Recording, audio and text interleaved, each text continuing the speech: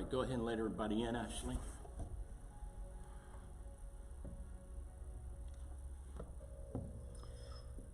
Well, I want to say good morning to everybody. I know there'll be others coming in, but welcome to the beginning of the year, 2021, and the Renovate One Day training.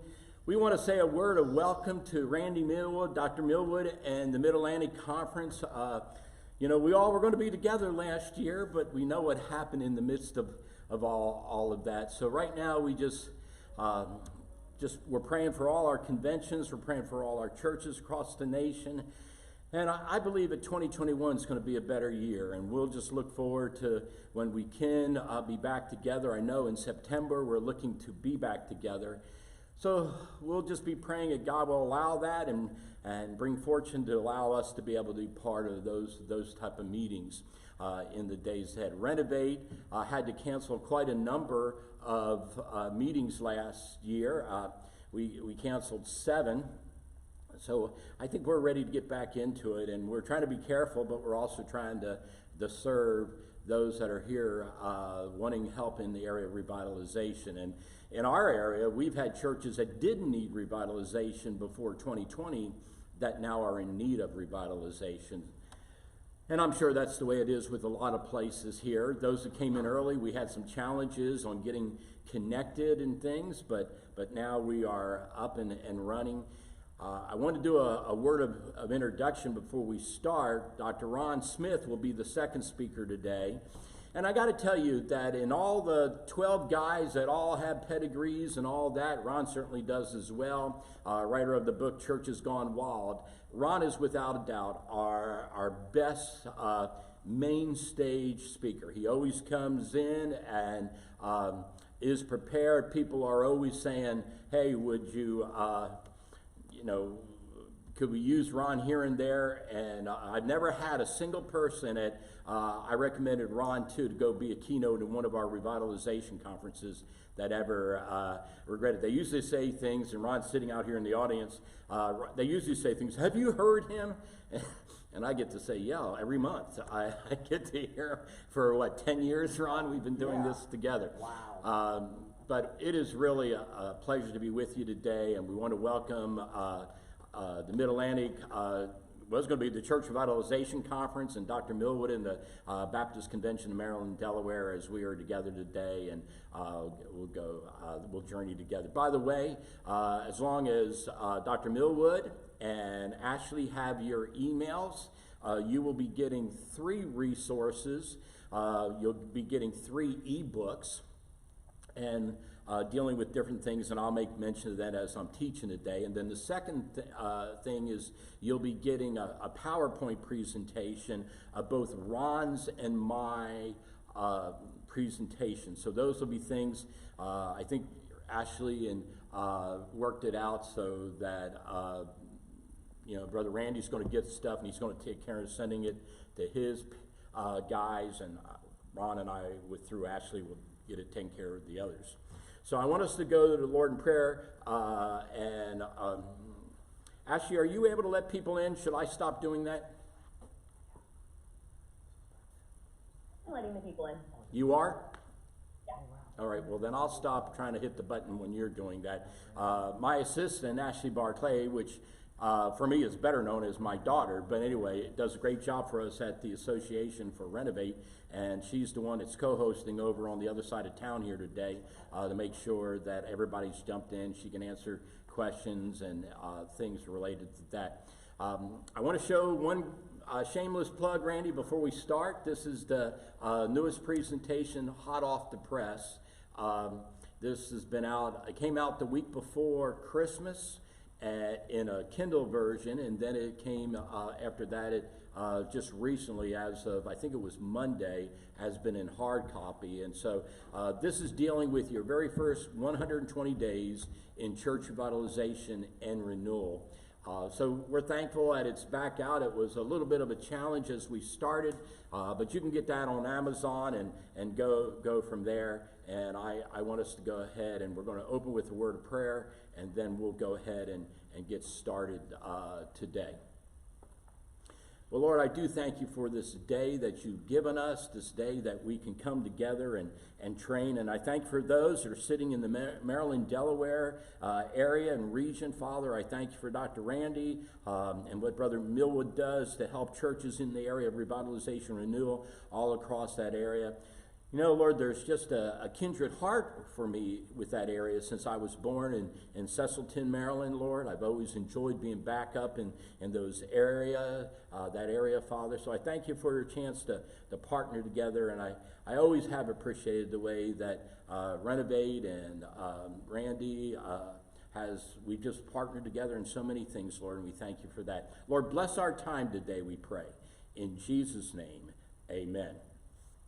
Well, I want to start talking to you today about generating buy-in as a church revitalizer. And I got to be the first to tell you that a lot of places, when they begin revitalization renewal, they just simply do not know how to bring buy-in, how to generate buy-in in the area of church revitalization. A lot of guys, they believe if they just jump in at it and they get at it, things will be fine. But it isn't always that way. What happens a lot of times is they think if we can razzle-dazzle the members in the church with a lot of stats and a lot of statistics and, hardcore realities of where we are and why we're in trouble and all that's going to get them to jump in, and it's just simply not the case. And I want us to really spend time today together. If there's one thing you ought to know how to do when you start in the area of church revitalization and renewal, is how to generate buy-in towards your church revitalization and renewal process. I always talk about how to negotiate your desired goals as those coming in as the change agent. And when I wrote the book, The Church Revitalizer as Change Agent, one of the things I talked about is it's a foregone conclusion if you're going to save the church that change is on the horizon. They don't bring in a church revitalizer unless they know that they need change. And yet, it's interesting, in a lot of rank and file membership, they're not always all that willing to bring in revitalization and to embrace the area of revitalization and renewal. And we've all seen the grid. It's what I call a negotiation strategies grid, where you have win-lose in one box and win-win in another and lose-win and lose-lose. It's interesting, when you think about that chart, all those on the left-hand side, they're focused on our objectives. In other words, they're focused on what the church members want. If you look at the bottom, which is lose-lose and lose-win, that's focused usually on the pastor's desires of what he really wants to see come out of that. But the ultimate win is in the upper right-hand corner. It is a win-win. And that is focused on that individual church's ministry opportunities. And so as we're thinking about this today, I want us to kind of keep that grid within our minds to understand where we are and where we're going. We want to be focused, bring people to the focus on the ministry opportunities, which ultimately will be part of saving a declining church. I'm not going to go through them now, but there's 6 books out here that I put on in one of the early pages in the presentation that really will help you. If you haven't had a lot of experience in the area of creating buy-in, you might find these 6 books very, very helpful. Simon Dowling's book, Work With Me, How to Get People to Buy Into Your Ideas, is a great book. Mark Walton's book, on buy-in, Mastering the Language of Leadership, is a great one. There's a Drucker book, a Levy book, a Nason book, and those are things that help you as the leader become better at this area. But when we think about generating buy-in as a church revitalizer, developing a vision and really a series of action plans to support the vision for the launching of revitalization in the church, it begins with the consideration of how will you get your members to jump on board? How will you get your members to buy in, to take vision, to take part in the action plans that follow the vision that are required to bring complete renewal to your church? Now, it's not an easy subject for us to consider today. It's not an easy subject for you to consider as a church revitalizer. but it is one that you will need to consider early in your revitalization process if you're going to invest your first 120 days in revitalization. Whenever I go in and spend a week with conventions and conferences, and they ask me to talk about your first 120 days, we'll spend a whole morning, literally 3.5 hours, just making sure everybody can understand this area. Because you're not only committing to your first 120 days, Church Revitalizer, you're committing to a minimal investment of 1,000 days in the effort to turn around your church. And one of the reasons it's really not that easy, and it's one of the reasons that we make it harder, is because most pastors and most church revitalizers have never been taught how to get buy-in in the first place. It's not something that we teach in a seminary. It's not something we've taught in the religion department in a college. And I understand that there wasn't a place for it, but nevertheless, when we come out into where the rubber meets the road, we ought to do everything we can to learn how to generate the largest amount of buy-in in our church, so that our revitalization efforts, God's revitalization efforts, ultimately have the greatest chance to succeed. So I want to talk to you first about, when you think about your church, just think about where you're sitting today. If you're sitting in your church on your church property, if you're sitting in the sanctuary, you're sitting in your office, if you're in your community, one of the big things is how you will create a strategic story of what you believe God wants you to do, how you're going to do it, and there's got to be what we would call a positive preferred future in which to travel towards. Now, my friend Reggie McNeil, he wrote a book, Preferred Future, and it doesn't have a whole lot to do with generating buy-in, but I always like that term he used. If you're going to revitalize, you got to begin to create a preferred future that your people can see and embrace. And a lot of times, most revitalizers do not know how to generate this type of buy-in or significant church audiences to continue in the effort. So what is buy-in, and how can you define it in a church? And, I define it as this concept simply as an agreement of lay people and staff and lay leaders to join the effort of renewal, even though those who are agreeing to the idea did not initially have anything to do with the process beforehand. Now think about that. Most of the time when a church revitalizer goes in to revitalize a church, it has everything to do with casting a vision, getting people to buy in. But except for lay leadership teams, most of the rank and file people within the congregation, they have very little words into it. Now the lay leaders did.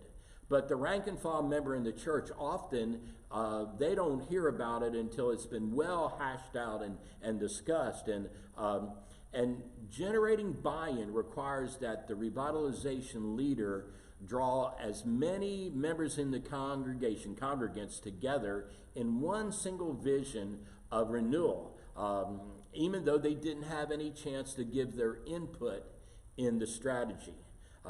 Certainly, as I said, lay leaders and staff have contributed, but most of the congregation had little or very little input or suggestions into where the church was going. So when we think about generating buy-in today, it requires generating an understanding from your membership.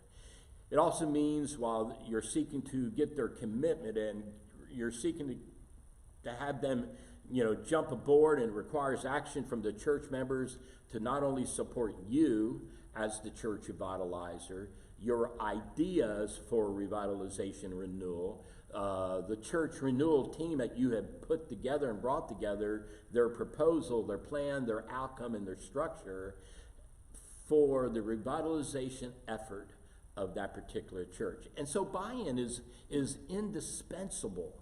It is that emotional, catch me on this, it is that emotional ingredient that is needed for full cooperation in the effort of revitalization and for it to be fruitful. And that emotional ingredient, a lot of times people forget. Now, there's no simple cookie cutter process for overcoming such some church members who are naturally ambivalent toward or even actively resistant to major church changes. But there is something within many individuals that oppose change. There are times things you don't like to change, things I don't like to change. And it is as if we have a resistance toward change button that turns on when we are challenged with a certain degree of discomfort. Now, mild discomfort we're all okay with, but when we get to more heated discomfort, I will have to do this if we do that. And we're naturally, as human beings, somewhat resistant to change. We like things to stay the same because that is where we are most comfortable. Yet you think about the business world and organizations, they are ever evolving. McDonald's doesn't do what McDonald's always done. Ford doesn't do what Ford has always done. Mac doesn't do what Mac has always done. But yet when you think about that, there's always new ways of doing things that begin to emerge. And healthy churches know that. I've talked about that in previous times together on our Renovate One-Day training, or Brother Ron has as well. But, unhealthy declining churches, usually, first and foremost, they are resistant to change, and you're going to have to work on and think about how you're going to begin to bring about change and get them to embrace it. Change is before us, and we realize it, and we need to be more open to it, and we need to be embracing of change. It's never been greater in any time of our life. Our world is changing so fast. The church that is healthy and growing is changing so fast. The past year that we've spent in COVID should show us that the church is learning how to do things differently than it ever has done before. We have to begin to develop that art of generating buy-in from church members. And, your ability as a revitalizer to influence and persuade is often a large part of creating that initial effort and thrust towards renewal. And how you navigate that negotiation and how you work with church members will often determine if the church can indeed get back to health and become a renewed church. Now, I want to say a word to you, and most of you out there, I know a lot of you, but I don't know all of you. If you're a top-down leader, it's my way or the highway, who you call the shots and you call out the commands from on high, expecting those that are in the trenches to snap to it and get in line, you're going to have a difficult time being used of God in the area of church revitalization. Your ability to raise the level of buy-in is paramount in revitalization. If you're the guy who just wants to do it yourself and report back, it's probably not going to happen. You got to face the reality as a church revitalizer that we cannot turn around a church by ourselves, but it requires, boots on the ground buy-in from church members and church leaders. And, I need you as a brand new church revitalizer, if you're just getting started, to buy into the idea today that you need to learn a series of things within your first 120 days in order for you to become a successful revitalizer of your church. First thing, you need your congregants to buy into your vision for renewal. And let's face it, all of us need someone to buy into our ideas almost every day of the week. And if we're going to succeed in revitalization and renewal, it will require that we seek buy-in from others in the church and in the church's leadership structure, the governance area of your church. And your ability to create such buy-in will be a skill set that once you learn it, that once it is developed, you will use it over and over and over in turning around your church, whether it's a healthy church, whether it's a dying church. I learned how to generate buy-in so many years ago, and I never even really thought about teaching on it, to tell you the truth, until someone told me, they literally said, I'm having problem getting people to jump on board. See, buy-in is viewed that you have the ability to gain others' understanding, to achieve their willingness to make a commitment, and call from them and for them to take an action that supports the vision for renewal. Sometimes it's as simple as, how many of you want to do this? Raise your hand. And other times it's a lot harder, more difficult when you have to get people to understand if we do this, you're going to have to work harder. You might have to give something that you really like up. You know, you might have to do this and you might have to do that. And churches that are unwilling to do that, they will stay in a plateau, they will stay in a decline, and if they're not careful, they'll become a rapidly declining church, and as a result, they'll eventually fall away. So you got to begin to influence your church members' thoughts, your church members' feelings, three things, and your church members' actions as you begin to create buy-in towards renewal. And if you can grow as a leader in this area of development, of developing buy-in from others, it will allow you to be so much further ahead in the effort of revitalization and renewal. I always say that this one single skill set will perhaps be the greatest tool a church revitalizer can learn. I would even say it's even better than, more important than becoming a better preacher, though I think we all should become better preachers. And no matter where the Lord calls them in the future, once learned, God will use this gift over and over in church after church after church. And if you, in today's churches, there are often those who do not desire, understand this, to follow the one the Lord has called as their pastor to lead their church. Isn't that interesting? They're disobedient children of God. They're sometimes petty children of God. They think that the under shepherd of God literally is the church errand boy, not the leader of the pack. And so to begin turning that feeling around and compelling others to buy in and to follow your lead will be one of those necessary factors towards the renewal of the church. Wise church revitalizers work hard at getting their church members to believe in the cause and to believe in you as the individual, the one leading them towards renewal. You know, they're going to believe in you way before they believe in your effort.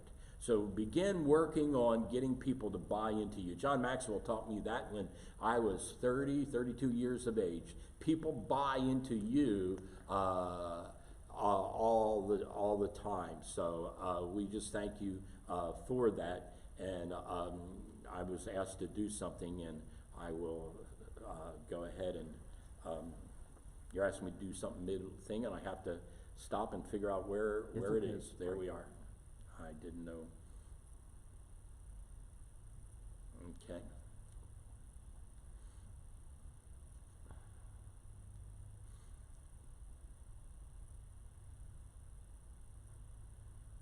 We are recording, so they'll get a recording of it. Is that what they were asking? Yeah, Ashley. Ron, huh? Ashley was. Okay, we already have a recording, but anyway, going, so we'll probably edit that out. Sorry about that, everybody. So members are going to buy into you way before they buy into the fact that the Lord wants to save their church. You know, also they need to be growing in their belief that you as a leader know what you're doing, that you can lead them out of the wilderness and into the promised land. You know, buy-in is everything. It would be worthy of you to think through your membership and those that would be easy buy-ins to what you want to do, and those that would be harder buy-ins, and those would be downright difficult buy-ins. And you have to invest the time in these individuals to begin to achieve the effort of revitalization. If you don't want to put that time in, your effort is probably going to fail. The next thing that I would challenge you to think about is that, you know, we talk about positioning the juncture for buy-in. You got to bring people to a position where they can make a decision, and how you position that. And no matter what your ideas are, there will come a time when you must begin to come to that crossroad, that positioning where your ideas as the pastor are acknowledged and considered by every single church member. Membership reaction to your ideas for change is many times could be just mere suspension of their judgments against anything. In fact, some people may not be excited about where you want the church to go, but they will suspend their criticism of you, even though you're moving them away from the status quo, if you're successful. But the moment there's tension, in the fellowship about the new direction, where maybe it's not being as successful as everyone hoped it would be, all of a sudden there'll be those who try to shatter your dreams. And I will tell you that the lower end of your church lay leadership scale is usually where this comes into play. Hear me on that. And the reason I say that is they will grow uncomfortable. The lower end of your lay church leadership scale is because this is the group that all of a sudden realizes that they will be required to make a significant series of changes over the upper levels of church leadership. You know, thinking through the immediate, the short term, the midterm, and the long-term benefits before proceeding towards renewal will equip you as the leader to embrace this group and help them see the best future for the life of the church. So I want to give you some benefits for generating buy-in, and then I'm going to give you some steps for generating buy-in for those who serve. I don't have a lot of time to talk through this today, but I do want you, when you get the presentation, not only the Mevo video, not only the PowerPoints and all stuff from Ron and I, there's one grid, there's a diagram, a positioning for buy-in diagram that I want you to really notice. There's three circles that interconnect. One is what members want. One is what your church does best. The other one is what other churches are doing better than yours. And as you loop those together, you're going to see basically four zones. You're going to first see what you can grow with, what we call your growth zone. And then we'll show you what we call your out of touch zone. And then your membership will either fight or flight zone. But there's this little yellow area where they all intercede. And that is your church's risk zone. And the greatest revitalization efforts that are successful look at that risk zone and work through those areas so that they can begin to develop creative ways to turn around the church. So junction positioning, first of all, allows you to share reality without any judgment. You know, you can't just go out and say you're the sorriest church I've ever seen on the face of the earth. You know, now I hope that's not true. But even if it is, you can't say it. You know, you got to speak the truth and reality as an opportunity for the Lord to do something great. See, God didn't bring you to this juncture in your road to do nothing. So in many ways, God has given you a door of opportunity to begin to do something. You know, many declining churches, it's interesting to me that the membership have false positives. Views of the health and vitality of the church. Well, we're not where we used to be, but we're not that bad. And that's mainly because they're hiding their heads in the sand. The fact in the process of revitalization is the realistic facts and data, they're your friends. I don't think you want to pepper your presentations with a ton of those things, but you as the leader needs to know that 10 years ago, began to slide. You've only been there for a year, so it had very little to do with you. You ought to know those type of things. But if they don't know what's really behind all this, it's going to be hard for them to make right decisions, make right choices, conclusions, often because they're not aware of the facts.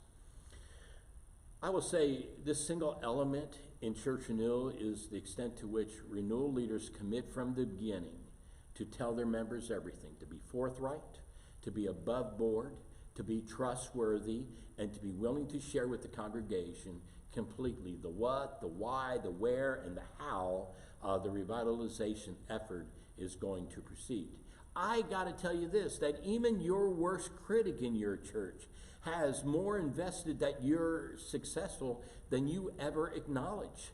You know, they need you to be successful because they can't go to another church and cause this type of trouble. They need you to be successful so they can cause trouble right where they are. I'm sure that encouraged you today. But anyway, you know, even they need you to be able to turn around their church. And, you know, sometimes people that are disgruntled, it's just the way they're wired. You know, they always see the cup half empty before they see the cup half full. You know, it is a traction maker, not breaker, when you fully disclose things to your congregation, your people. You know, appealing to feelings, by the way, often precedes our thinking mechanisms. If you will appeal to their feelings first in generating buy-in, way before you start throwing a data dump at them, it's amazing what will happen. Showing a church member, a membership pie chart may sound really, really good, but in the long run, it probably doesn't serve you. It probably bores them in the long run. You talking about all statistics and percentages isn't going to wow them by any means. Hear this: declining churches are made up of members who would like to see the opportunity presented to them to save their church. It's a simple concept. They want to feel the feelings that there's a new norm of health on the horizon if they work hard for the next 3 to 5 years. They want the feeling that will be, they're willing to embrace this change if there's an end result. Change is easier to embrace if you challenge their feelings instead of giving them a data dump of, look where you guys are, you ought to be ashamed of yourself. The next one in positioning allows you an opportunity to break the renewal process down. How do you eat an elephant? We've always said this throughout years, one bite at a time. It's easier to take small bites in renewal than it is to take large ones. It's interesting, that's one of the big differences between a church planter and a church revitalizer. A church planter can take huge old bites because there's nothing that existed before, and they can create the zoo wow wow thing. Revitalizers have to go slow and steady. And when you break the renewal process down into small, manageable portions, it's easier for your membership to see the journey. Because they're ultimately investing a minimal of 1,000 days. Ron's sitting here, and he's heard me say this for 10 years. If you've ever read any of my books, it seems to make every single book I've ever written. But, it takes a minimal investment of 1,000 days, about 3 years to begin to see the turnaround of the church. But what you do in your first 120 days will paint the picture whether you're going to actually see it turned around in the future. And if you paint a picture in manageable pieces, if you show them things that can be done in manageable bite size, it allows for them to embrace these changes in small chunks. By the way, we call this type of thinking, when you break things down into manageable pieces in revitalization, that's called chunking. Not real creative, but that's what it is. And it's a reminder that chunking is this bite and that bite and this bite and this bite. It allows stages for buy-in. Time to allow your people to be accustomed to this bite before they have to embrace this bite, and on it goes. Chunking allows for you to take things that have proven successful, to embrace them in the new future of your church, and to keep moving towards the renewal process. It also allows, when you think about juncture positioning, allows you to hear from others. Revitalization plans, not only can they be birthed out of the vision of the pastor, but they take some buy-in early from lay leaders and people in the church, and you need to hear from them. And we've always heard it said, relationships will either make me or break me, and that's vital as you begin to hear what your fellow staff members say, and what your lay church members say, and what your lay church leaders say and think. Now, a word of caution about the staff. There are some staff that you may have that don't want to work any harder. And when they hear your revitalization plan, that may mean that they actually have to work a 40 to 60 hour job now, and that would be a huge challenge to them, because they've been used to the 25-hour work week and being paid for it, and so they may not be highly excited.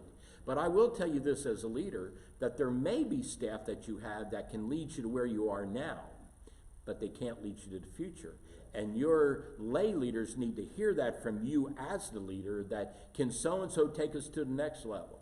If so, they get to stay. If they don't, we may need to look for someone else. See, that will create resistance when you say those things.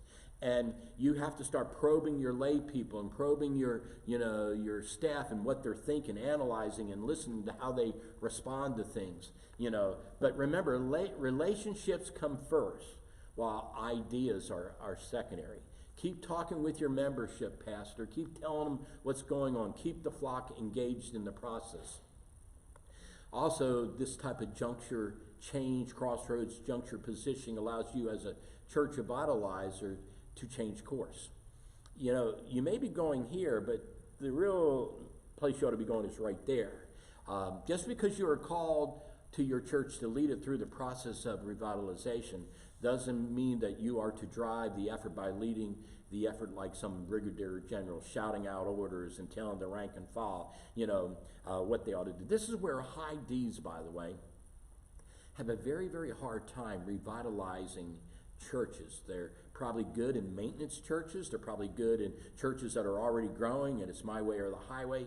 But it's very, very hard for a high D disc on the disc scale type leader in revitalization unless they have a good number two to say, oh, calm down, pastor, you don't really mean that, do you?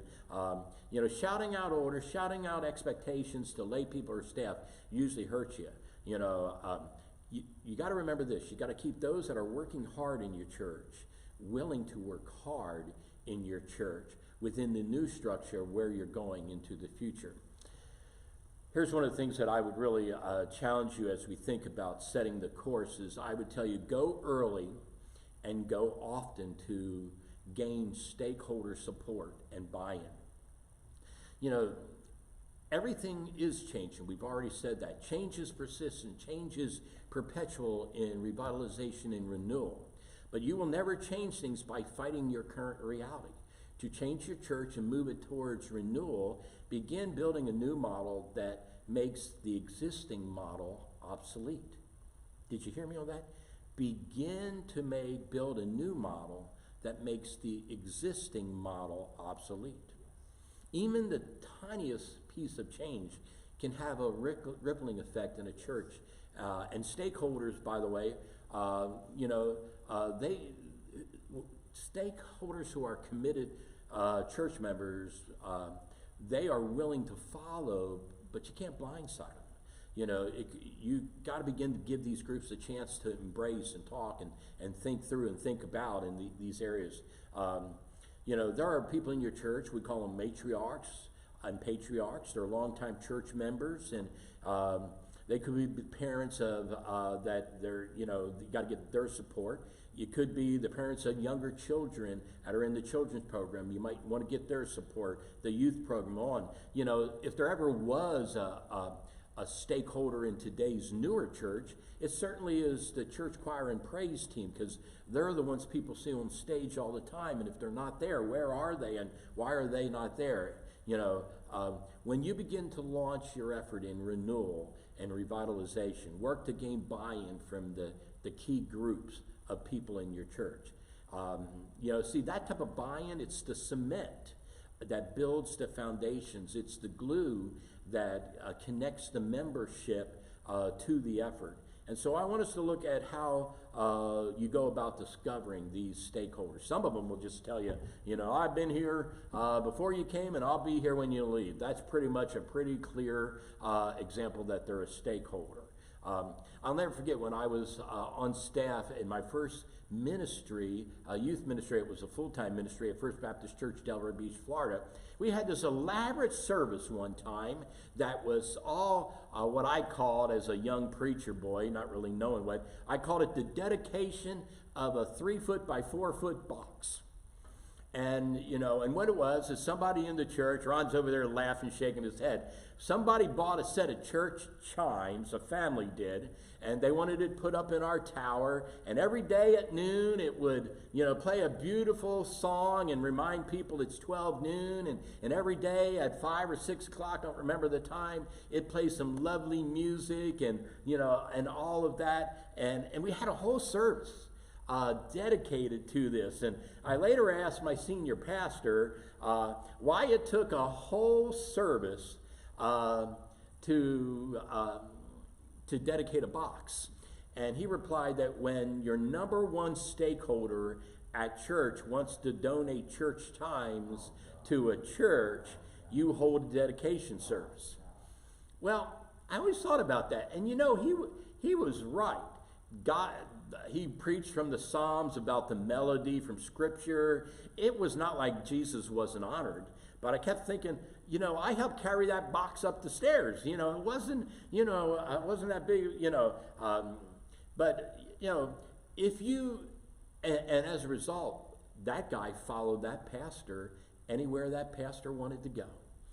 All because he allowed the thing that the older congregation wanted to be part of their future. Now that church eventually relocated. I think they relocated the big box too. But if he hadn't done that, he probably would have been fighting that age group all along for all the new initiatives that he wanted to do. You got to embrace your stakeholders and meet them where they are, and then slowly bring them toward where they need to be and how they can help you revitalize the church.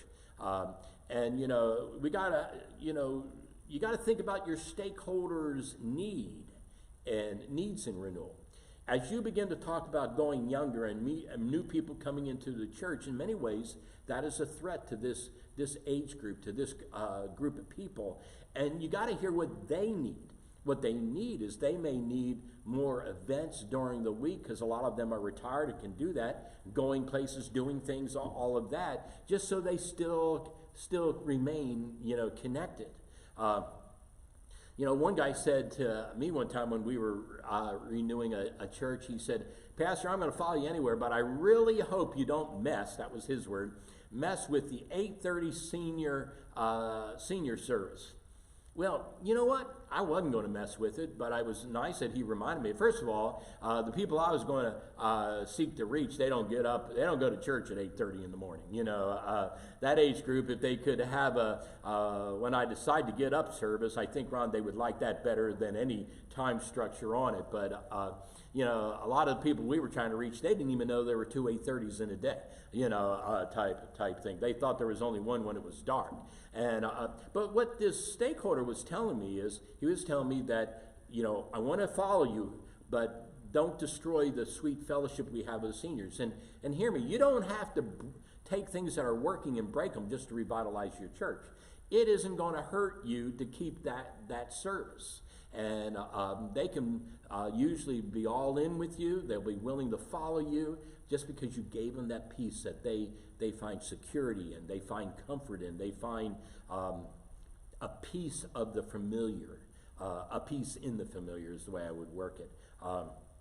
And when you understand that, it's amazing. Those people will support the new ideas financially. They will support the new ideas and efforts.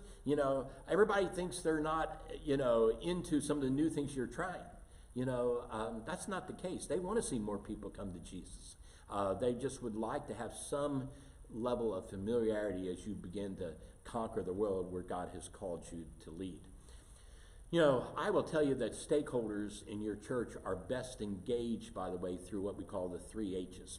Through the 3 H's, and they are engaging the head first, engaging the heart second, engaging their hands third.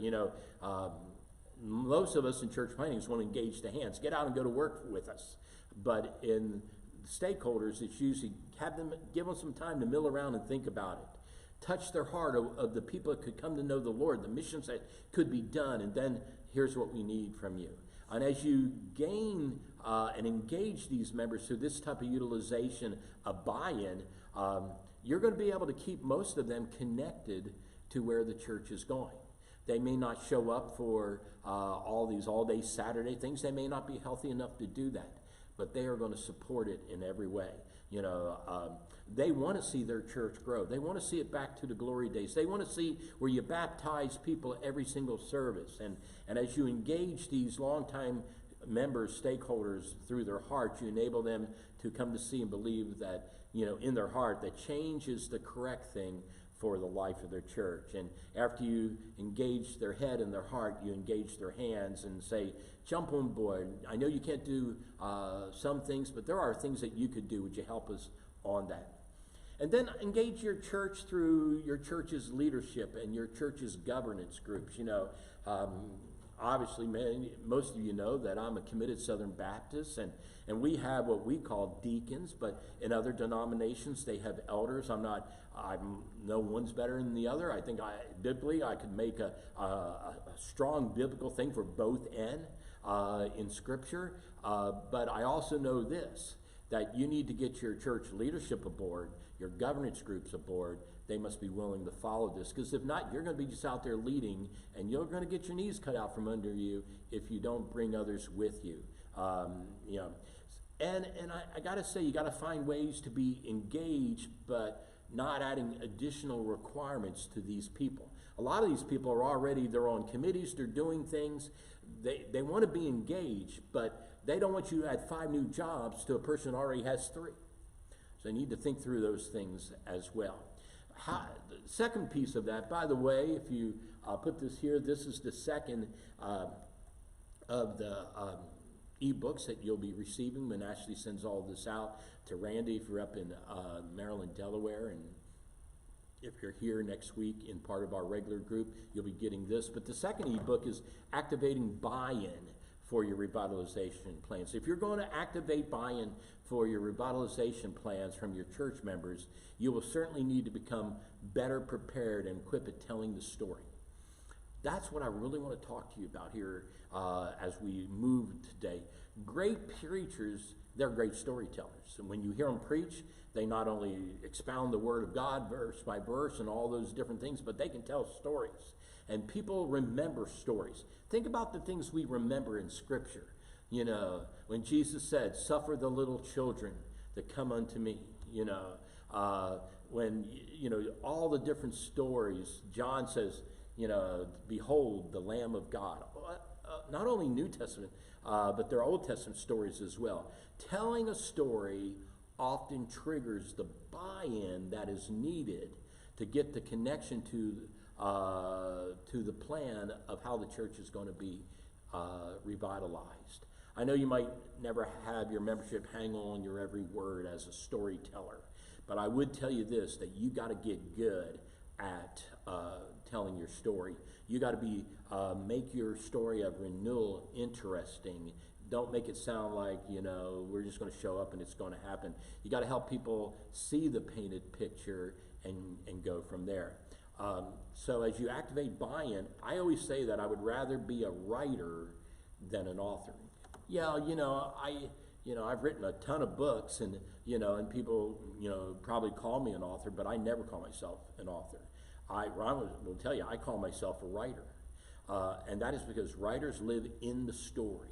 Writers live in the moment. Writers live in the journey. Authors live with the accolades of a work in print. Most writers could care less about the accolades of a work in print. Church revitalizers must learn how to paint that picture of renewal and then bring the congregation with them in the story. That is often done through becoming a better teller of the church's story. Telling the story of renewal, telling the story of, and not spending so much time on the past, but spending more time on the future, helps people and the church also transform back into a vibrant church that they once were, and back to becoming that type of church once more. And so I want to give you 7 ways to begin to tell your story. First, grab the attention of those listening to you instantly. I used to do radio commercials all the time, and my first sentence right out of the block on a radio thing was something to grab their attention. I remember I won an award for a creative radio spot and said, "Would you blow your nose into a $50 handkerchief?" And then paused. And people said, "What?" You know, it got their attention. And then I basically said, "And yet you blow your nose on the church all the time by your inactivity, you know, on it went." I'll never forget when I was in high school, and I graduated right during 1976 when it was the bicentennial year of our country, and I went into every single kind of youth speech contest there were. I got good at it. So I could tell these God and country speeches so well, and I won a ton of savings bonds, which, by the way, gave me enough to go to college the first 2 years just off of those things that I won. And my teacher would say this, Dr. Bechtel was his name, and he said, "You need to grab their attention, Tom. Those listening, you need to grab it instantly." And that's what you need to do when you're talking about revitalization and renewal. You got to grab their attention instantly. You know, I always liked that about Dr. Bechtel. He helped me so much in reminding me of that issue. And what he was saying to me is, if they're going to jump in with you, if they're going to follow you and all that, you got to grab their attention. And when you do it, you know, I've heard so many boring revitalization plans that, you know, I can't even count them. It's large, you know. And what it is, they give you a litany of boring data. They give you so many data points and so many lethargic details. They drill down to the minutia of the minutia. And after all, people are saying, when will this be over? It's far better as you create buy-in to tell the story of what a preferred future. I have a friend who lives in Memphis area. He's director of missions, used to work at the North American Mission Board. His name is Mike Day. And Mike Day used to say things like, whenever he was doing a presentation, we see a day when, we envision a day where, and all that. And that was an easy way, you know. Listen, if you're just creating one data dump after another, like you're sharing gallbladder x-rays, don't be surprised if people don't follow you. Snatch their reality, snatch their listening, grab them. They'll spend time getting ready to launch out on that. And also, I would tell you, you need to envision for members the correct image.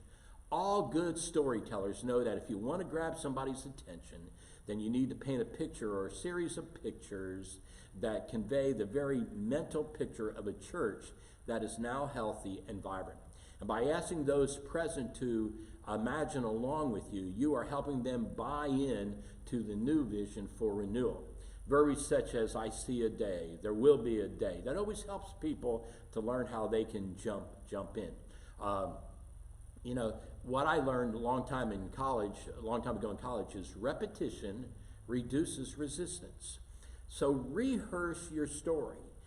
Get so you can tell your story in a grocery store. Get so you can tell it at a restaurant. Get so you can tell your story over and over, because that story of renewal, it's going to be with you for a minimal of 1,000 days. So get good at it. Do it so you can either do it on a card or do it without notes. And, you know, and the more I tell my story, the better you get. The better we get. As a leader of the Renovate conferences, I used to bring in the past a speaker or two into the keynote group that would dazzle them with their data. And what I learned, we always evaluated those. And what I valued, even though those people had names, in fact, names you would know, they always were the lowest rated people from the main stage, because they came in giving us a data dump about how bad everything is. And good thing we didn't have a bridge on the adjacent to the church, because we all would have jumped off of it. You know, paint a picture of a preferred future. Go further than just giving them a data dump. Also, I tell you, you got to work towards developing emotional buy-in. You ever see people that just like you? You know, that's an emotional buy-in. And you got to work hard at that. You know, most people emotionally want to see their church healthy. They want to see it vibrant again. And so if you connect with them emotionally towards a day where that will be achieved, you have a great opportunity to draw the net. Church members are engaged emotionally when you paint a visual picture of the happy days in the Lord that are ahead. You know, think of the weddings that we'll have here in the future.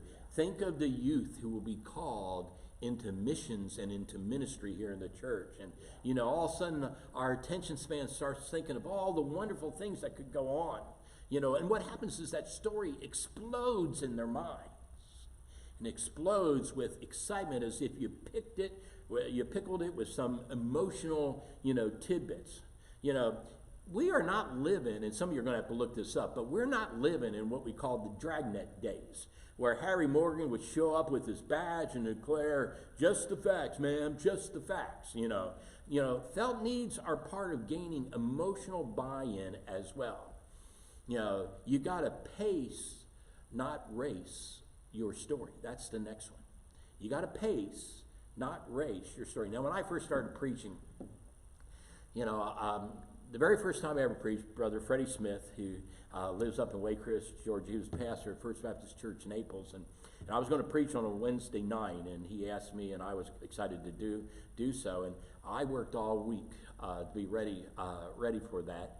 And I thought I had a good 15 to 25 minute, which is what he did on Wednesday nights. And 8 minutes later, after I stood up to speak, it was over, Ron. It was done. I might even been 8 minutes in prayer, but not really sure. It's been so long ago. But through the years, I learned how not to rush the pace. I'm not there to race. I'm there to pace it in a way to grab them. See, in church planting, the old saying is, you run far, you run fast. That's not the same thing in revitalization. In revitalization, you are very patient and careful in your effort. I also would tell you another thing you need to do in this area is know when to share and when to declare. You don't have to tell it every single time someone sees you, but there are times where you got a following and people want to hear it. But if you share it over and over and over when people haven't asked for you to share it, like I know preachers that just because there might be one visitor in midweek service, they share it every Wednesday. No, the rest of your people are saying, I'm going to stay home because it's the same thing every single week. By the way, you got to know when to share and when to declare. And Ron's heard me say this: Labor Day weekend isn't it? Labor Day weekend is the least attended service in the Protestant evangelical year, and that's not the day to roll out your new vision, all right? Just not the day to roll out your new vision, because remember this, it's going to be, your new vision is going to be the single date that people remember, and make sure you have the largest number of people. Here's another one: tell enough, but don't tell everything. You don't have to give them everything. Tell enough. Paint the picture. Give them a blueprint, but you don't have to give them all the tiny specks. They can learn about those things as the journey goes on. See, important things win out over telling them everything. Be succinct in what you do. Tell enough, but don't tell everything. I found a great quote. Henry Frederick Amel said this: a man must be able to cut a knot, for everything cannot be untied. He must know how to disengage what is essential from the detail in which it is enwrapped. For everything cannot be equally considered. In a word, he must be able to simplify his duties, his business, and his life. In other words, he's saying succinctness. And if you want that to get more on that thing, I put the URL at the bottom of the page, and you'll be able to go to that and find out more about this wonderful saying. Now, this next thing I'm going to tell you is good, but it's terrible grammar. You ready for it? Get good, real good. All right, did I sound a little southern there? I had to work at it. From being a Baltimore boy, I had to work at that. Get good, real good. Granted, that is really poor grammar, but it is great reality when it comes to church revitalization. If you will take the time as a pastor to grow in your knowledge as a revitalization leader, you'll begin to be known not only in your church and others, that you are proficient and worthy to be listened to.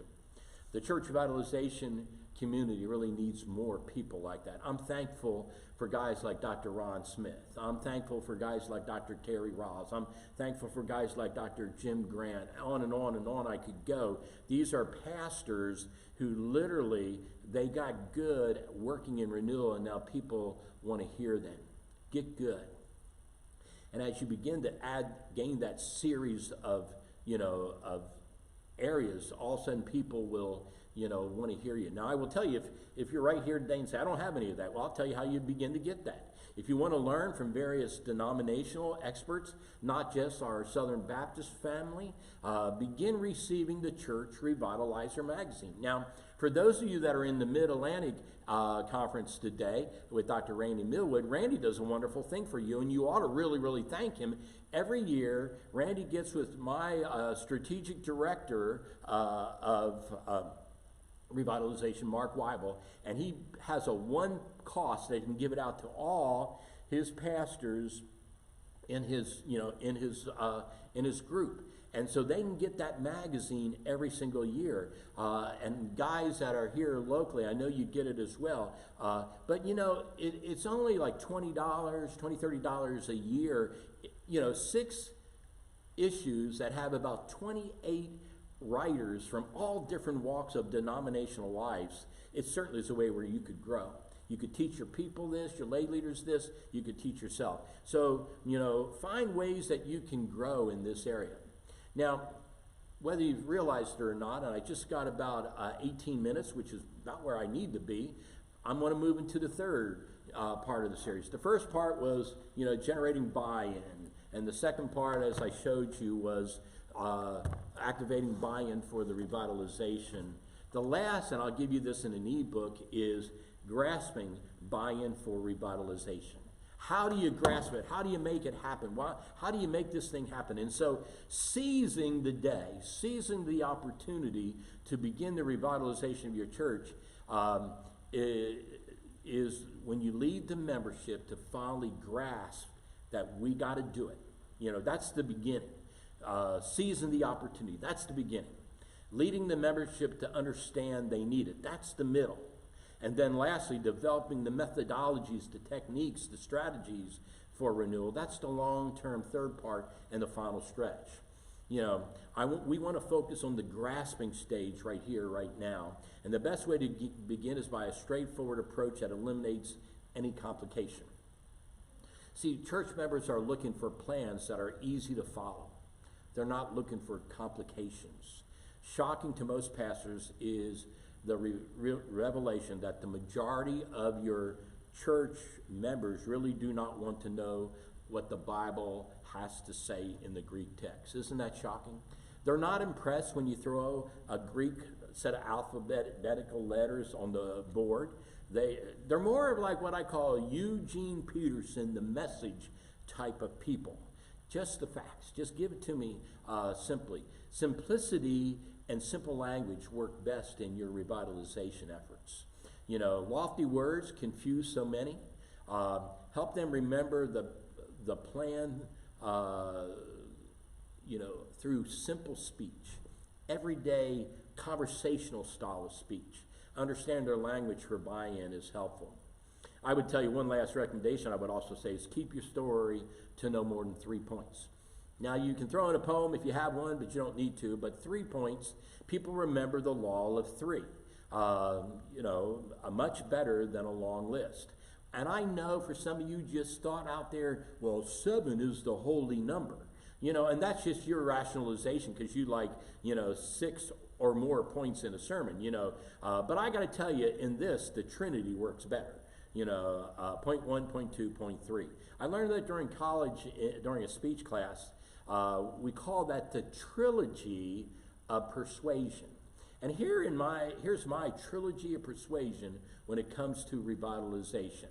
You know, here's the first one. Design your buy-in story for renewal. Design it. Work on it. You know, think pictorially how people would embrace it.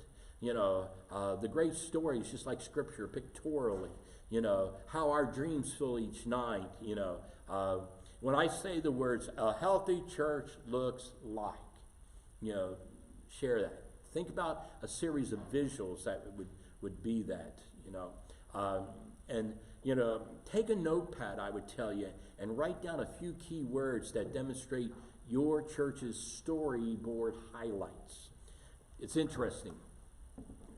I've been married to my wife for 38, almost 39 years, and every morning when we wake up, when I'm in town, I wake up and we roll over together and we talk for a while. I usually ask her on a pretty much daily basis a question after a while. Cheryl, what were your dreams last night? And I have told her all our married life that if she would get up first thing in the morning and write her dreams down, she would be the most successful short story writer on the face of this earth. You know, her stories are brilliantly detailed. They're amplified with color and grandeur. You know, when I wake up, I'm still trying to get the cobwebs out of it, you know. And she'll say, you know, like she asked What dream did you have? I got bit by a snake. Isn't that a wonderful dream for me today? You know, see, stories are the documents of our mind, and a revitalization story that is fashioned and worked on until it is perfect can activate buy-in, not only from your membership, but those new prospects that are looking to come into your church as well. And often these stories can be the beginning spark for people to embrace the revitalization effort. Make it bigger than you, bigger than a few. Design it to be all in endeavor for renewal. First, you need to create and design your buy-in story, but it does not end there. So you create your buy-in story. Learn your buy-in story at renewal. Now, one thing I learned as a high school student doing all those speech contests, I had a greater chance to win if I just memorized the whole speech. I mean, Ron, it was only 8 minutes long. I mean, you know, that's for you and me, an introduction. You know, that's clearing our throat, you know, type thing. And I would do that. And it's amazing, those that had all these flashcards trying to figure out where, you know, I used to say things like, hope you don't drop your cards before you walk on, you know, type thing, because they couldn't do their story, you know, and go from there. You know, it would be an assignment half done if you only created it, you only designed it, and you never got to, you know, learning it so you can share it all the way, you know, winging it. A lot of guys think today that they can write 1 or 2 bullets because that's the way they think, and then go before God's people and say, I want you to invest the next 3 to 5 years on this index card. Get a life. Understand that isn't going to happen, no matter how good you are. Jesus could probably get away with it, but we're not Jesus. You know, just in case you didn't know that. You know, just like my wife's dreams each night, until they are told, they are really nothing. And she has to tell me as soon as we wake up, because by the time we get out to coffee and get through our devotion, it's gone. It's gone. Tell your buy-in story. Not only do you learn it, not only do you create it, but you got to tell your buy-in story. You know, why do we remember people like John F. Kennedy, Ronald Reagan, Winston Churchill, Franklin Roosevelt? You know why? They were all great storytellers. When everything was on the line, they needed everybody to follow them and get full buy-in, you know. I asked them not what you can do for me, but what I can do for my country. Why do we remember that? Because it was in a time in our lives when we needed something to hold on to. Now, you as the pastor will be telling your story for at least the next 3 years. Not only this first 120 days, which is when you could be developing, but, you know, you'll be telling it at least once a year to the entire church. You'll be telling it to your church's new members class for new people coming into church. You will be telling it out into community and to potential prospects. And so it is important that you learn it. And if you're going to lead the church through renewal as a leader, you must become a great teller of your story. And if you want to impact your church's future, then begin by telling the critical story of its bright future and its bountiful blessings. I know people spend, 5 minutes on the past and 2 minutes on the future. That usually tells me that they don't really think it's that great a chance for a future. See, buy-in is necessary. If you want to achieve renewal, win the war against Satan. In fact, you ought to say that right now out there. Win the war against Satan. And your revitalization story is key to grabbing the attention of church members and calling them to action. Stories snatch the attention of our emotions and hold on for a long, long time. Seize the day is the way John Maxwell used to say. And that's certainly what we ought to do in revitalization. Tell our story. Help our people not only buy into the story, but believe in the story. Tell it boldly and tell it with all your heart. I would tell you the virtues of every of a pastor, everybody desires to follow. That's another piece. We're done looking at the things that would how to grab them. But let me just give you this last part, and we're just in the closing moments here as I wrap it up. There's some critical virtues that as a pastor, church members will willingly follow. And you can work on these. Why is it when you look back in church history that maybe the church grew sizably during this person's tenure? There were certain virtues that he had. And why did the next guy not be, he didn't have the same virtues? And what are the virtues of a pastor that everybody wants to follow? Here's the first one. And revitalizers, hear me on this one. They follow pastors with great conviction. If you're not sold on revitalizing your church, no one else is going to be either. You know, they are sold on a pastor with great conviction that it can be done. They need to understand what the final win looks like. They need to understand how they're going to get to the final win. And pastors with strong convictions focus on the Word of God in their portrayal of a renewed church. It's all throughout the Scripture, but gosh, it's in the book of Acts, it's in Timothy, on and on it goes. There's places, you know, that are just wonderful. You know, the direction you choose has to be clear so everybody can follow it as, you know, and with ease and with purpose. The next thing is pastors who are loyal. You know, I used to joke with Ron when we were at Renovate conferences here in Orlando. I'd have these guys coming toward me with these manila folders. And Ron knows what, he's shaking his head over there laughing. And I tell Ron, say me, you know, step in front, say hello or something. But, you know, what they were doing is they didn't come to the revitalization conference to learn so they could save their church.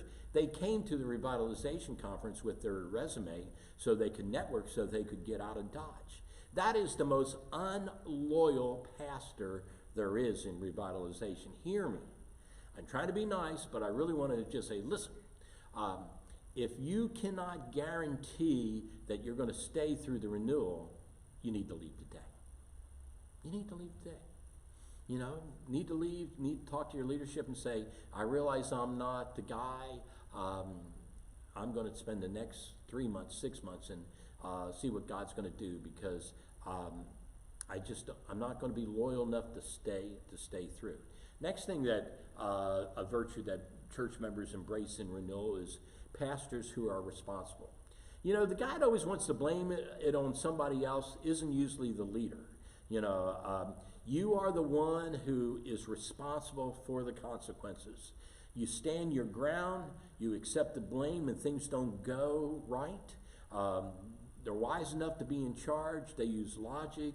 They see God's face on everything they do. But sometimes, you know, things don't work out the best. You know, maybe the second thing works better than the first thing. And don't start accusing others. Well, they didn't show up. They didn't do this. No, you're the leader. Be responsible.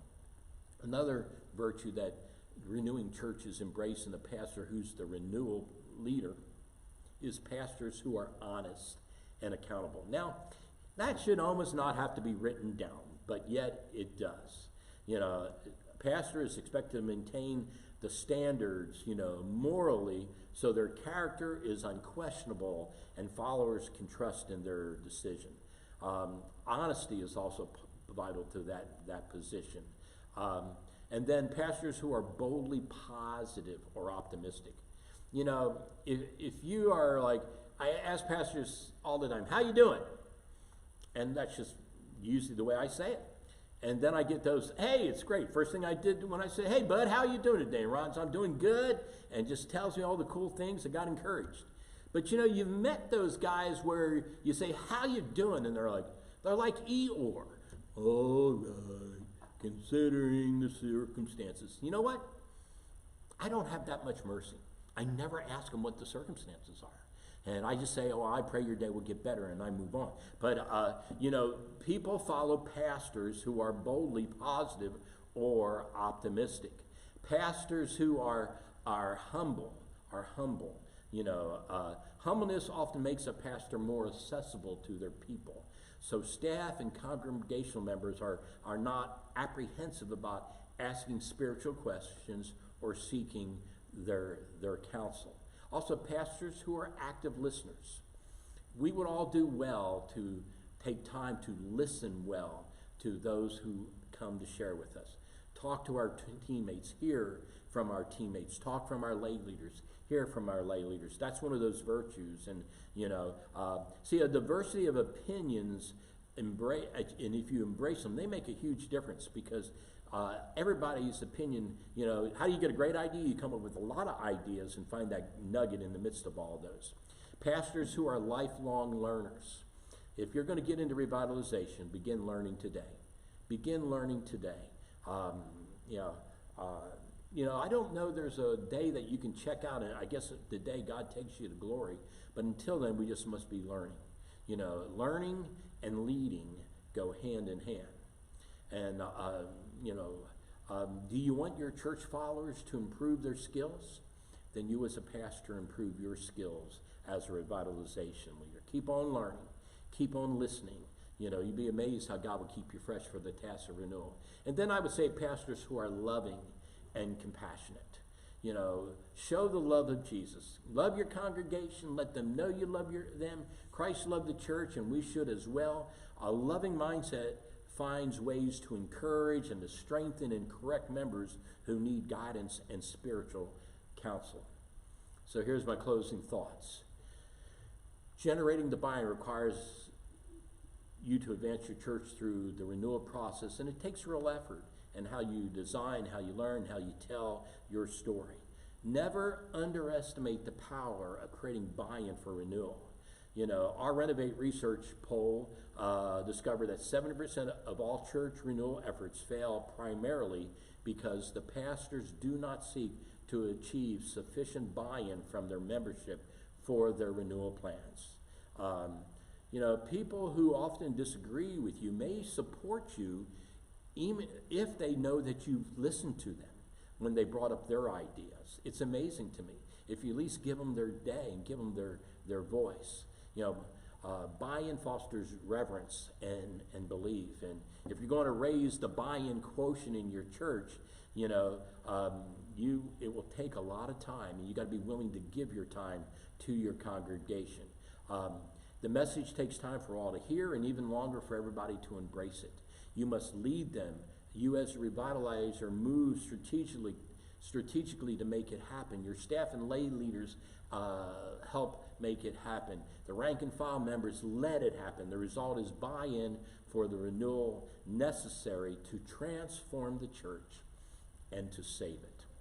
Well, that's been generating buy-in as a church revitalization leader, as a church revitalizer. So I want to thank you today. I also want to say a word as we get ready to, I'm going to close out and get ready. Hopefully Ron's got his mic on and he's going to be ready to jump in just a second. But that's been where I've been wanting to teach this for so long, because I really feel like this is the next thing that really, really needs to happen in so many of our churches. They need to learn how to generate buy-in for the church. So I'm going to say a word that Dr. Ron Smith's been my co-leader of the Renovate One Day trainings, not only a co-leader but a dear friend, and it is a joy today to bring to the Mid-Atlantic Church Revitalization Conference Dr. Ron Smith. He is a guy that you're absolutely going to love. And I'm going to step out, and it'll just take a minute or two for us to move in and out, and him to jump on, and we'll go from there. All right, God bless you. It's been good being with you today. And just give us a second for me to step out of a chair and Ron to step in.